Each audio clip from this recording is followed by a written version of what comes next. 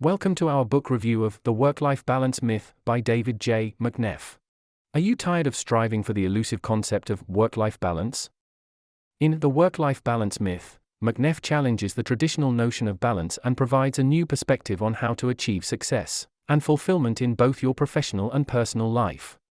In this book, Mcneff argues that the pursuit of balance is futile and often leads to frustration and disappointment.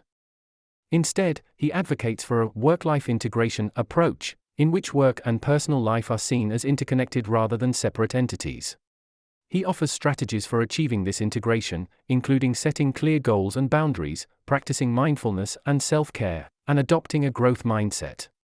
The book begins by discussing the limitations of the traditional work-life balance model and how it can lead to a sense of failure and inadequacy. Mcneff then presents his work-life integration approach and provides practical tips and exercises for implementing it in your own life. Throughout the book, he emphasizes the importance of personal growth and finding meaning and purpose in both your work and personal life.